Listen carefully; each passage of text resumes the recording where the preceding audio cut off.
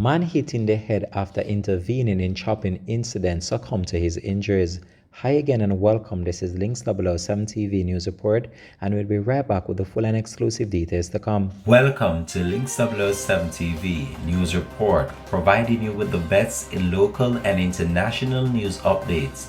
This is a place where you can get the most reliable and informative news information. Links 007 TV News Report. Welcome back and thanks for joining us. This is Links 007 TV News Report. A man succumbed to his injuries and another is injured, and yet another is facing a murder and wounded with intent charge after an incident in Gutters, St. Elizabeth 2 Saturdays ago.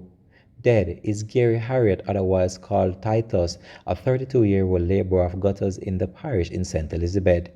Meanwhile, a 41-year-old individual who has been identified as Craig Wright, otherwise called Six Pack, a laborer of Montpelier District, Manchester, has been charged with murder and wounded with intent following the incident on October 22nd. Reports from the Black River Police are that at about 1:30 p.m., Harriet allegedly saw Wright, who is said to be mentally challenged, chop a man with a machete.